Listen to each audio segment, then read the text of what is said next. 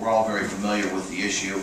Our expectation and understanding when the matter was in front of us, when we closed the public hearing, was that the Langowrthys would then enter into negotiations with county officials for the purpose of identifying full and fair value for their property and the acquisition of their property in order to pave the way for that improvement. There's been some concern expressed about whether that process has unfolded to date in the manner in which we intended, and the manner in which would be appropriate and fair to the issue and to the Langowrthys. At the end of the day, this is a highway project, but it's much more than a highway project. This also involves someone's home.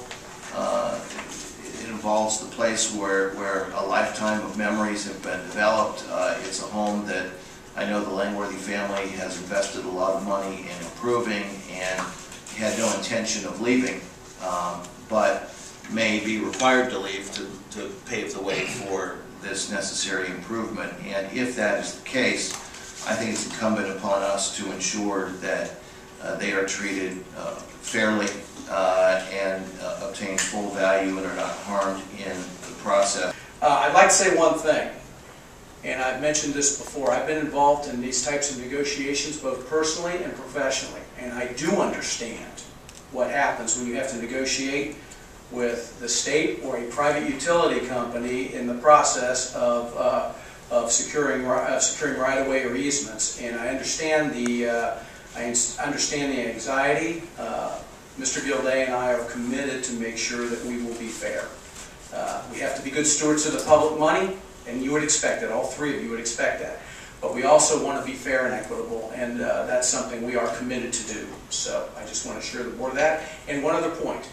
Whatever happens, we will be back before this board for your approval. We will be back before you if we have an agreement, if we reach an agreement. We are going to need to be before your board in order to get that agreement approved. And if there was any other action, even we talk about eminent domain, we could not exercise eminent domain without coming back to your board for approval. We're glad the outcome on the resolution, that it keeps our family protected on the exit ramp. This thing probably shouldn't have went this far, but the county back in December, they just didn't do the right thing. They weren't communicating with us fairly, and we had to go and put up a big sign in the front yard to get the public's feeling on it. So we had a great turnout with the public, and with the Inquirer came out and did a nice story on the front page of the Inquirer on Monday's paper, and they did a good job.